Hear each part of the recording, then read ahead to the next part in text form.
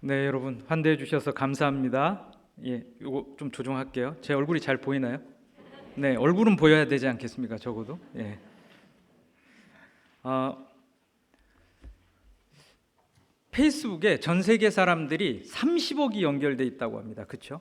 우리나라 사람들이 5,100만 정도 되는데 카카오톡을 쓰는 사람이 메신저 쓰는 사람이 4,500만이라고 합니다. 예, 그다음에 인스타그램 쓰는 사람이 2,400만이라고 합니다. 여러분 왜 이렇게 놀라세요? 여러분들도 카카오톡 쓰시잖아요. 안 쓰시는 분들처럼 얘기를 하시는데 이렇게 보시는데 거의 대부분이 까톡이라고 얘기하는 이걸로 다 연결돼 있죠. 우리가 연결돼 있단 말이죠. 연결된 심하게 연결된 사회에서 살고 싶다, 살고 있다 이런 거죠. 그런데 그에 반해서 이게 지금 파워포인트가 넘어가겠죠? 제가 누르면 넘어가고 있는 건가요? 예. 그에 반해서 한국 리서치에서 최근에 조사를 했습니다. 한번 읽어볼까요? 여러분 뭐라고 돼 있죠? 예, 세상에서는 불금이라고 하는데 여러분 근데 제가 이런 질문 한번 던져보고 싶습니다. 여러분 최근 한 달 외로움을 느끼셨나요? 예, 어떠세요? 저를 이렇게 지그시 쳐다보고 계시는데 슬픈 눈빛으로 보니까 10명 중에 7명이 최근 한 달 동안 외로움을 느꼈다. 그리고 5명 중에 1명이 거의 항상 외로움을 느낀다라고 얘기하는 겁니다. 여러분 한국에 은둔 고립 청년, 집 밖에 나오지 않는 청년들의 숫자가 54만 명입니다. 여러분 밀레니엄 세대가 20%, 미국의 밀레니엄 세대 20%가 친구가 없다라고 얘기합니다. 영국의 65% 시니어 그룹들 중에 350만 명이 TV밖에 친구가 없다라고 얘기하는 것입니다. 21세기는 외로움의 세기다. 말은 멋있는데 너무 잔혹한 얘기죠. 그러면 왜 외로운가? 어떤 이유 때문에 외로운가? 우리 한번 읽어볼까요? 여러분들이 쭉 읽으시면 저는 물을 마시겠습니다. 그러니까 여러분이 쭉 한번 읽어주세요.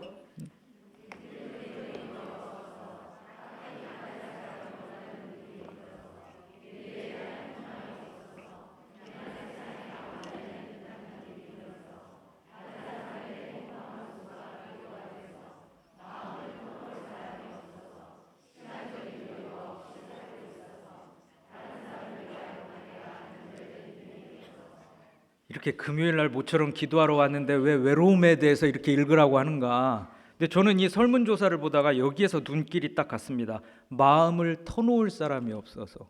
그래서 이걸 읽다가 신학대학교 교수로 있는 제 친구한테 전화를 해서 야 이런 조사가 있다더라 그러면서 요즘 나 이런 게 힘들어 그랬더니 야 그건 네 생각이지 네가 이렇게 잘해야지. 그래서 제가 그 친구한테 너 티냐? 웃으시는 분들은 무슨 얘기인지 아시죠? 예, 너 사고형이냐? 너 왜 이렇게 논리적으로 얘기해? F로 얘기해줘. 정서적으로 날 좀 이렇게 다독거려줬으면 좋겠어. 이런 얘기를 했습니다. 여러분 제가 외우는 숫자가 있습니다. 46, 52, 40입니다. 뭘까요? 로또 번호는 아닙니다. 예, 적으시지 마세요. 로또 번호 아니에요. 예. 우리나라 10대, 20대, 30대의 사망 중에 사망 원인의 압도적인 1위의 퍼센테이지예요. 46, 52, 40입니다. 제가 오직하면 이걸 외우고 다니겠습니까? 뭘까요? 고의적 자해입니다. 고의적 자해가 뭘까요? 자살입니다. 자살입니다. 2위는 암입니다. 10% 4배밖에는 안 돼요.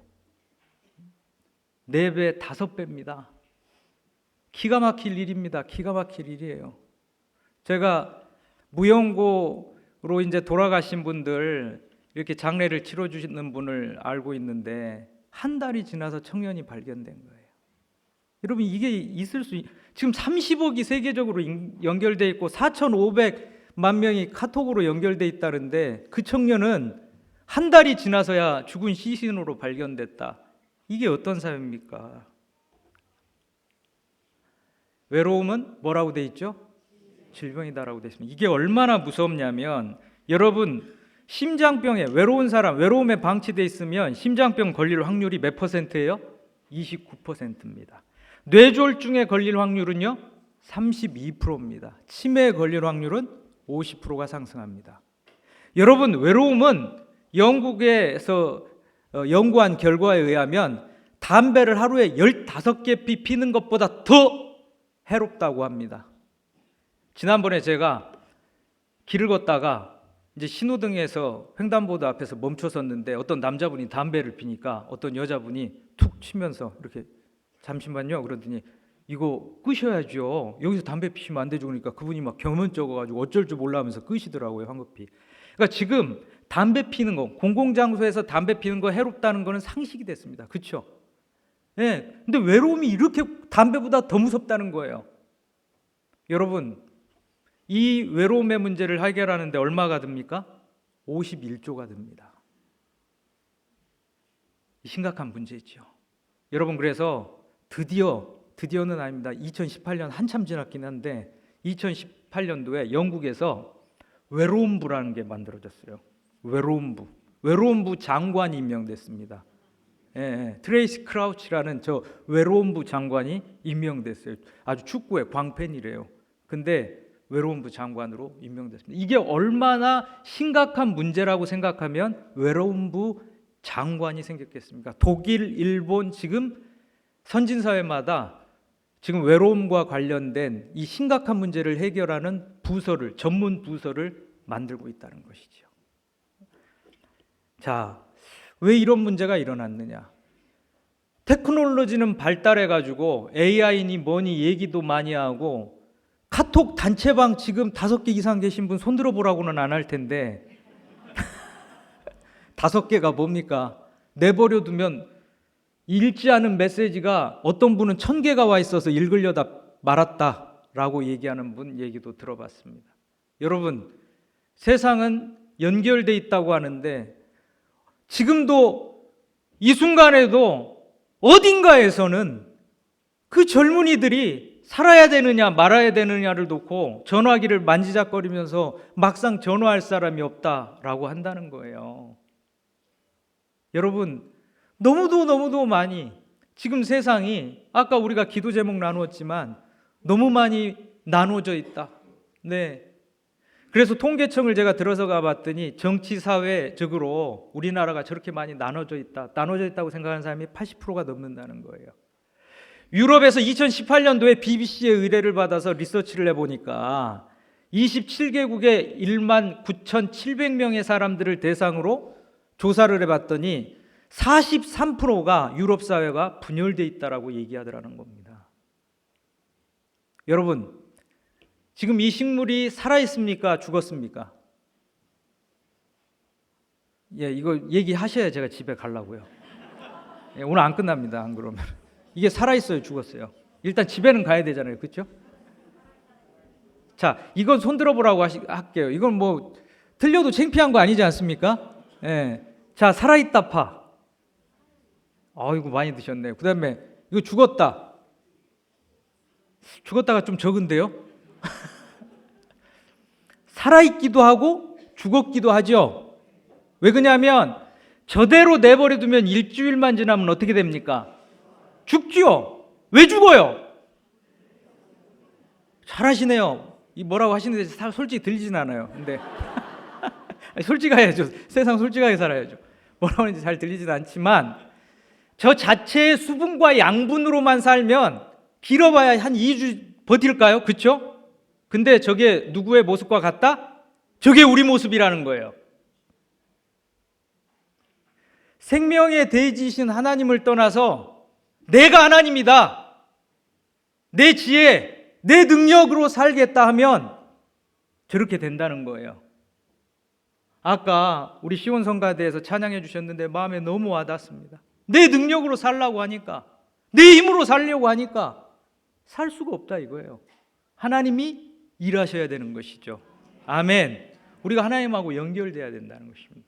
오늘 이사야서 본문이 처한 상황이 지금 21세기 이 상황하고 똑같습니다. 여러분, 북이스라엘은 지금 아수라에 잡아먹힐 판이고 남유다도 머지않아 잡아먹힐 판이에요. 고대 근동에 패권을 쥐고 있는 아수르와 바빌론이 호시탐탐 북이스라엘과 남유다를 무너뜨리려고 노리고 있었단 말이에요. 그런데 왕이라고 하는 자들은, 이게 좀 창같이 되네요, 제가 이렇게 하니까. 왕이라는 자들은 아하스라든가 아니면 히스기야라든가 므낫세라든가, 물론 히스기야는 개혁을 했습니다. 그러나 여전히 이스라엘 백성들은 우상을 쫓았어요. 그러면서 신아수르, 힘 있는 나라에 붙어야 된다느니 아니라는디 그러면서 이스라엘이 나눠져 있었습니다. 그럴 때 이사야가 외칩니다. 하나님께로 돌아가야 된다고 외치는 것이죠. 아멘. 네. 저런 식물과 같이 분리돼서 스스로 살 수 있다라고 얘기하는, 스스로 하나님 되려고 하는 이스라엘에게 다시금 생명의 대신 하나님께로 돌아가야 된다라고 말하고 있는 것입니다. 여러분, 저 식물을 다시 땅에다가 심으면 어떻게 될까요? 삽니다. 왜요? 생명에 연결됐으니까요. 우리가 사는 길은 뭡니까? 하나님께로 연결되는 것인 줄로 믿습니다. 아멘. 그 일을 위해서 오신 분이 누구예요? 예수입니다. 십자가를 보십시오. 위로는 하나님과 아래로는 사람을 어떻게 해요? 연결시켜 주시는 것입니다. 아멘.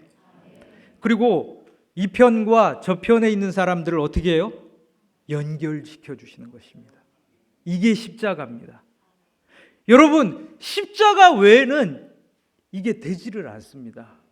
이게 십자가 외에는 되지를 않으니까 히브리서에서 뭐라고 얘기하고 있습니까? 우리 히브리서 말씀 한번 읽어볼까요? 시작.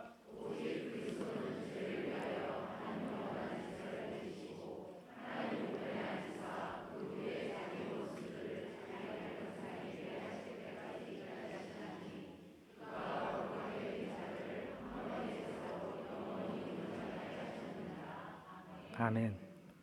여러분, 이스라엘이 제사를 드려서 해결됐을 것 같으면, 죄의 문제가 해결됐을 것 같으면 왜 다음 해에도 제사를 드려요? 왜 그 다음 해도 제사를 드립니까? 해결이 안 되니까 매 제사를 드린 겁니다. 누가 오셔서 이 제사를 한 번에 끝내셨어요? 예수님이에요. 왜요? 예수님이 한 번에 제사를 드리신 것이 영원한 효력이 있기 때문입니다.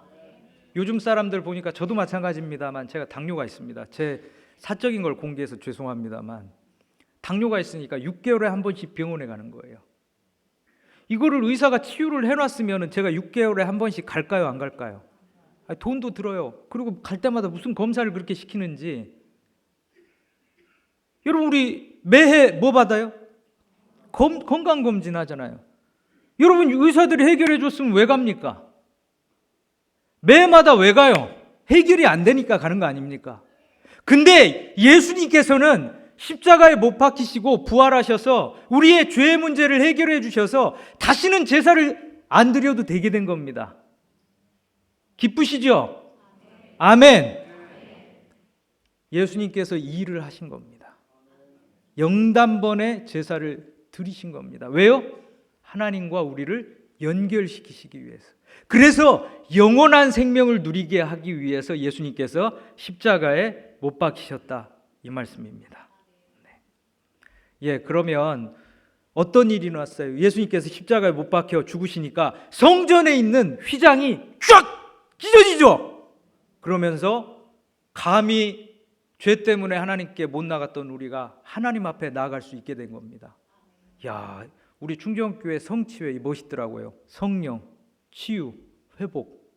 우리가 감히 어떻게 하나님께 직접 나아가서 구할 수 있겠어요? 근데 예수님의 십자가로 말미암아 우리가 하나님께 직접 나아가게 된 것입니다. 아멘. 예, 우리가 이 말씀 한번 하나 더 읽었으면 좋겠습니다. 같이 읽겠습니다. 시작.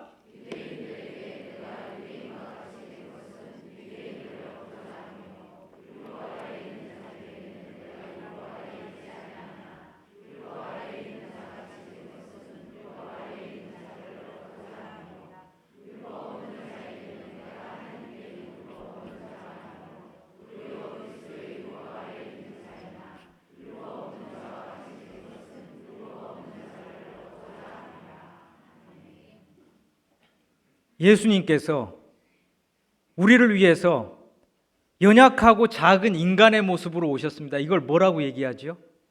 성육신이라고 합니다.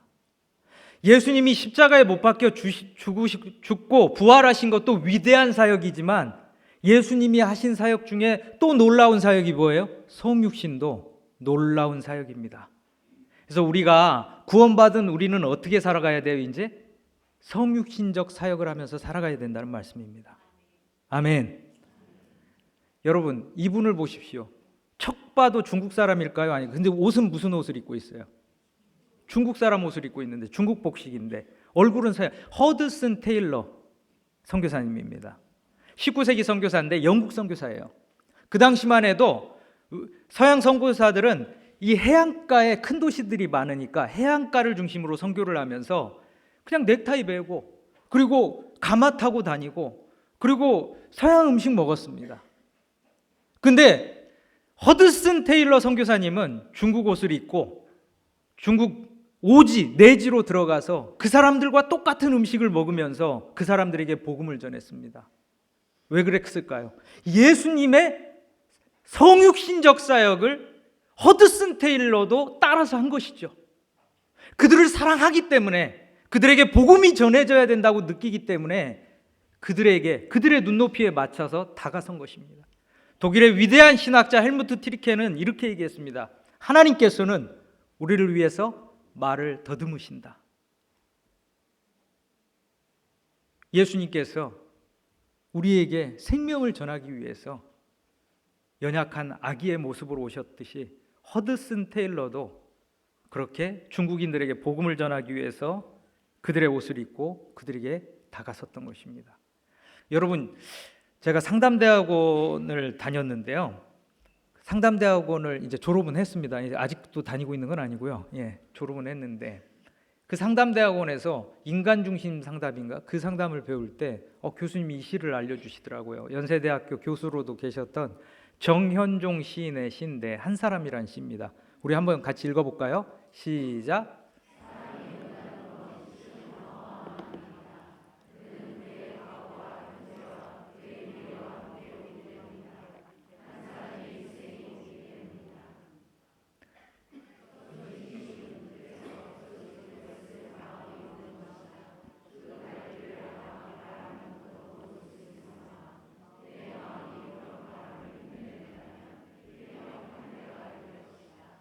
멋진 시죠. 한 사람이 온다는 것. 저는 이걸 목회를 하면서 경험했습니다. 제가 이제 사랑의 교회 대학부에서 2002년에서부터 2007년까지 사역을 한 이후에 2008년도에 교회를 개척을 했습니다. 교회를 이제 개척한 사연이 하나 있습니다. 사랑의 교회 그 당시에 대학부가 학생이 한 3,000명 정도 됐어요. 3월에 3,000명이 오면 12월에 3,000명이 나가고 이게 도대체 몇 명인지 모르겠는 거예요. 그런데 어느 날은 여학생 하나가 저한테 추천서를 써달라는 거예요. 목사님 추천서를 써주세요. 그러는 거예요. 근데 가만 보니 얼굴을 모르겠어요. 그래서 제가 나는 정직한 목사니까 속으로 그렇게 생각했습니다. 뭐냐면 난 정직한 목사니까 얼굴을 모르는데 어떻게 추천서를 써주겠는가. 그래서 그 학생한테 이렇게 얘기했습니다. 내가 너를 모르는데 어떻게 추천서를 써주겠느냐. 그리고 집에 갔는데 그런 생각이 드는 거예요. 역시 난 정직해. 정직한 목사, 난 양심을 지켰다. 그리고 나서 다음 주에 갔더니 그 여학생이 저한테 와서 우는 거예요. 그러면서 하는 말이 목사님 너무 멀리 계세요. 사람이 너무 많으니까. 그 학생 잘못일까요? 제 잘못일까요? 제가 그래가지고 그날 잠이 안 옵디다. 엉엉 울었어요. 그리고 그날 가서 담당 그 팀장 되는 목사님한테 가서 제가 사역을 그만두겠습니다. 양도 모르는데 어떻게 사역을 합니까? 그랬더니 저는 이제 그만두라고 할까봐 좀 조마조마하긴 했어요. 근데 그만두라고는 하진 않으시고 최 목사가 그리고 순수해서 이런 얘기를 하는데 우리가 어떻게 다 알아. 근데 제가 조금 지내다가 안 되겠다. 그래서 성도들을 적어도 다 아는 정도로는 목회를 해야 되겠다. 그래서 개척을 했거든요. 호기롭게 개척을 했는데 더 이상 얘기는 안 하겠습니다. 웃음밖에 안 나오네요.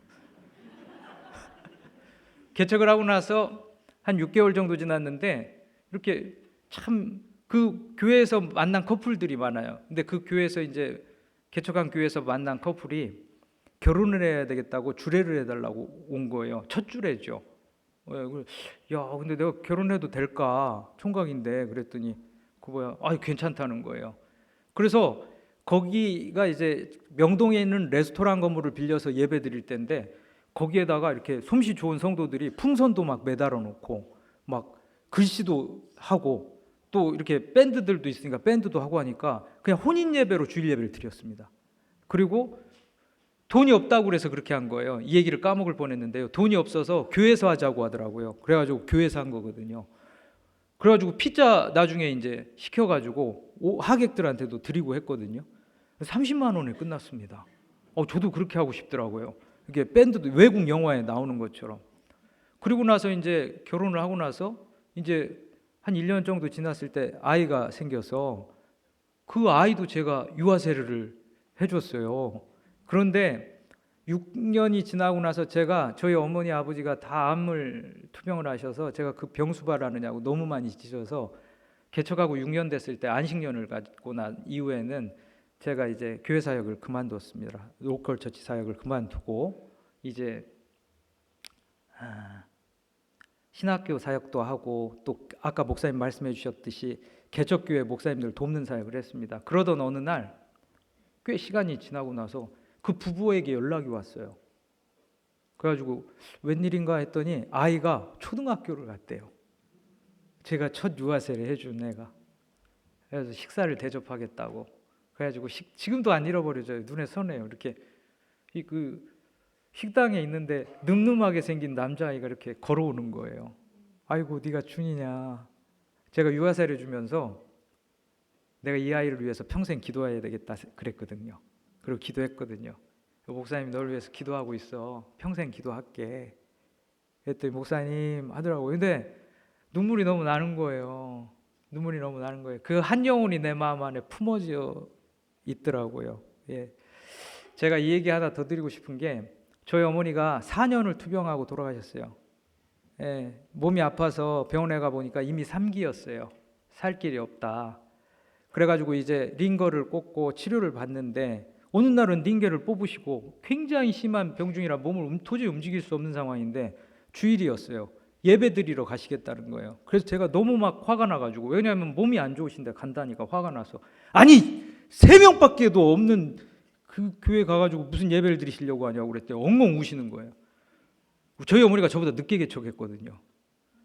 3명밖에 없는 교회를 가서 예배를 드리신다고 제가 그 얘기를 해놓고 후회를 했습니다. 어머니가 엉엉 우시는 거예요. 우리 성도들 보러 가야 된다고. 그래가지고 제가 말리고 제가 대신 가서 예배를 드렸습니다. 그랬더니 성도들이, 조현숙 목사님인데 저희 어머니가 조현숙 목사님 건강하시냐고 어떠시냐고 뭐 눈물로 기도를 하는 거예요. 그러면서 하는 말이, 이제 예배 끝났더니 우리 조 목사님은 우리가 어디가 안 좋다고 그러면 전화하다가도 바로 오시고 하셔서 우리를 위로해 주셨는데 이제 우린 누구한테, 조 목사님 만약 돌아가시면 누구한테 전화를 합니까? 그러더라고요. 그래가지고 제가, 권사님 저한테 전화하십시오. 저희 어머니가 이제 돌아가셨어요. 투병하시다가. 그런데 어느 날은 전화가 왔더라고요. 그 권사님한테. 목사님, 조 목사님 그립습니다. 우리를 참 많이 사랑하셨는데. 그러면서 우시더라고요. 근데 제가 그때 깨달았습니다. 아, 이게 목회구나.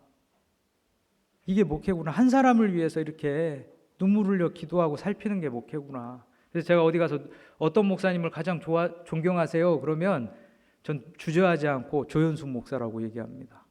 왜냐하면 한 사람을 사랑했던 목회자이기 때문입니다. 예수님께서는 99마리의 양을 놔두고 잃어버린 한 마리의 양을 찾아서 나아가신 분이십니다. 아멘. 네. 제가 그 러빙엔즈라는 단체 퍼실리테이션 연구소 소장으로도 있는데, 이 단체가 그 아이들하고 멘토링을 하는 단체입니다. 예. 그래서 조선부모 가정이나 아니면 이렇게 탈북민들의 가정이나 이런 가정의 아이들, 이런 조금 보살핌이 더 필요하다고 생각되는 집의 아이들을 이렇게 1대1로 어른들과 연계해서 이렇게 멘토링을 해주거든요. 그래서 저도 멘토링 훈련을 받고 중2짜리 아이를 멘토링을 하게 됐습니다. 근데 너무 설레이는 것도 있지만 너무 무섭기도 하더라고요. 내 애도 중2면 힘든데, 그렇죠? 쉽지 않거든요, 그렇죠? 남의 애를 중이를 보살피려고 하니까. 그래서 훈련을 받고 이제 저희가 단체에서 4만 원을 줍니다. 한 달에. 그럼 두 번 만날 때, 두 번을 만나는데 한 달에 2만 원씩 써야 되거든요. 한 달에. 근데 요즘 밥값이 그렇지 않은데 첫날 만났을 때 아무튼 그 햄버거 가게를 갔어요. 그런데 키오스크가 제가 익숙하지 않으니까 키오스크를 네가 한번 눌러봐라 그랬더니 뭘 눌렀는지는 모르겠어요. 근데 예상이 되시죠? 저는 한 만 얼마 나올 줄 알았어요. 근데 뭐 눌렀는지는 지금도 모르겠는데 36,000원이 나왔어요. 야, 제가 가슴을 쓸어내렸습니다. 이거 어떻게 하지? 4,000원 남았는데. 아무튼 먹었어요. 맛있게는 먹더라고요. 그래서 저도 맛있게 먹었습니다. 소불고기 버거를 맛있게 먹고 그 다음 날에 다음번에 만나는데 4,000원밖에 없어서 파워에이드를 사줬어요. 좋아하는 음료가 파워에이드라고 해서 파워에이드를 사주고 한강길을 겨울이었습니다. 중이는 뜨겁더라고요. 추운 줄을 모르더라고요. 1시간을 걷고 집에 안 들어가겠다고 그래서 저걸 하더라고요. 저도 옆에서 같이 했습니다. 그래도 좋더라고요. 그래도 좋더라고요. 저 아이가 제 마음에 이렇게 들어오더라고요. 예, 이렇게 같이 만나고 있습니다. 얼마 전에 어떤 기부하는 모임에 갔는데 옆에 어떤 분이 앉아 계신 거예요. 그래서 뭐 하시는 분이세요? 저는 이제 모르는 사람한테도 말을 잘 걸거든요. 예, 뭐 하시는 분이세요? 그랬더니 미혼모 네트워크라는 걸 한다고. 그건 또 뭡니까? 그랬더니 이제 청소년 부모들이라는 개념이 있습니다. 잃은 부모.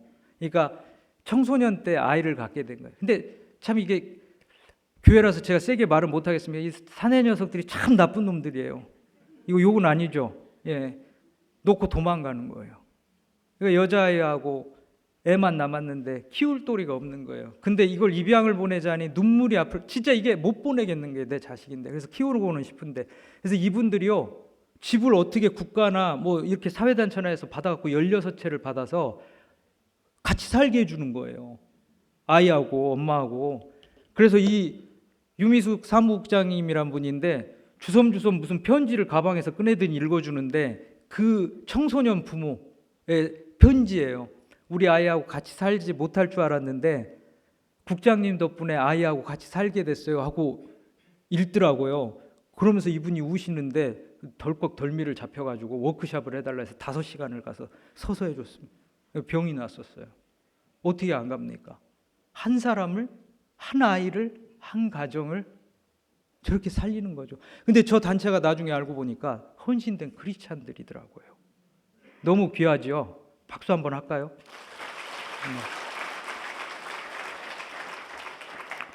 이제 여러분이 언제 끝나나 싶죠 말씀이. 근데 이제 곧 끝납니다. 예, 곧 끝납니다. 몇 가지 말씀만 드릴게요. 여러분,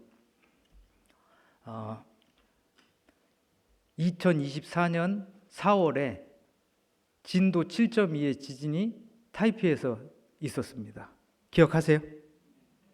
근데 지금도 유튜브에 보면요, 이걸 꼭 보셨으면 좋겠어요. 동영상인데 어느 산부인과 CCTV인데요. 이 신생아 그 신생아실에 간호사 선생님들이 도망가지 않고 이 3명이 신생아 침대를 꼭 붙들고 이게 흔들립니다. 이게 사진이라 그렇지 동영상을 보면 이렇게 흔들려요. 그걸 꼭 끌어안고 있습니다. 근데 나중에 인터뷰를 하니까 뭐라고 얘기하냐면 우리도 두려웠지만 아이들을 살려야죠 이렇게 얘기하는 겁니다.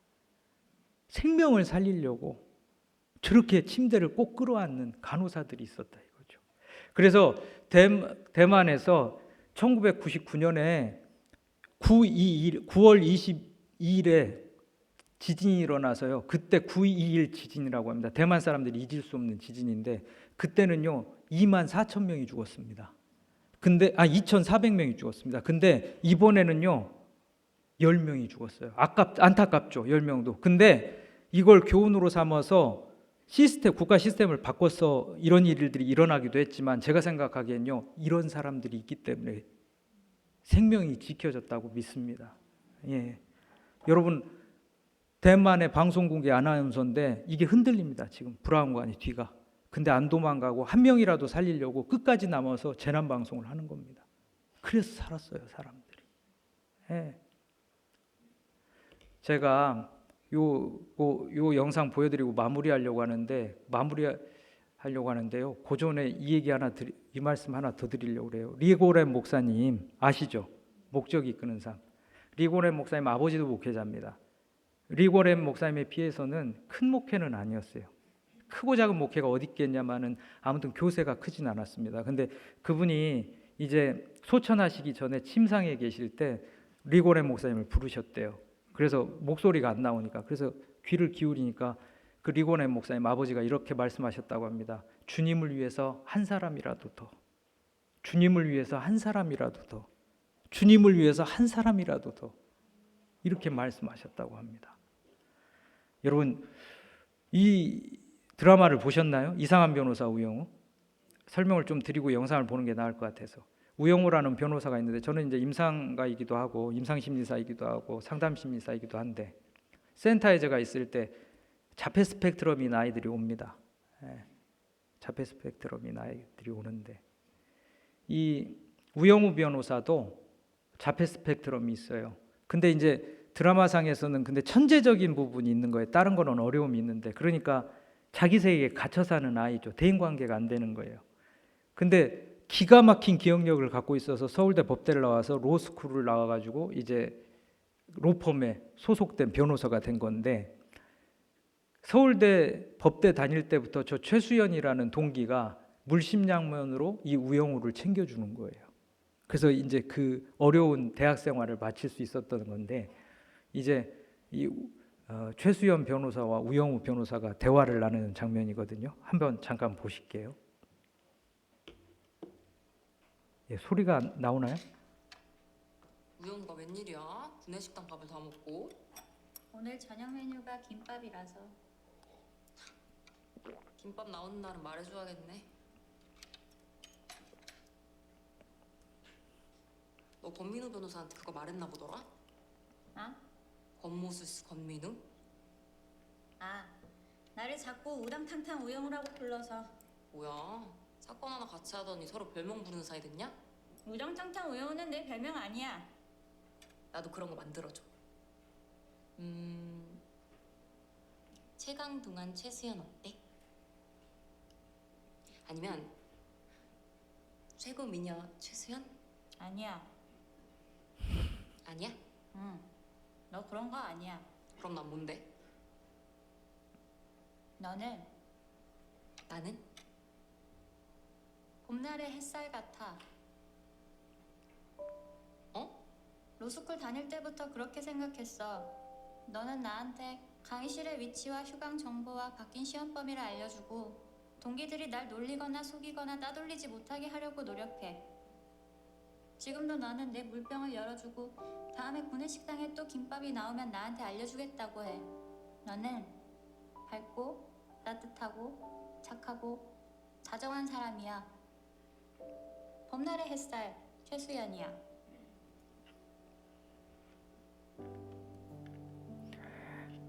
여러분, 저는 크리스찬들이 봄날의 햇살 같았으면 좋겠습니다. 밝고 따뜻하고 다정한 사람이 됐으면 좋겠어요. 사랑하는 충정교회 우리 믿음의 식구 여러분들, 우리 밝고 따뜻하고 다정한 사람이 되십시다. 그래서 일산 지역에서 우리 충정교회 식구들은 봄날의 햇살 같으다, 참 따뜻한 교회다, 사람을 살리는 교회다, 한 사람을 살리기 위해서 최선을 다하는 교회다, 이런 소문나는 교회 되기를 주님의 이름으로 축원합니다. 같이 기도하시겠습니다.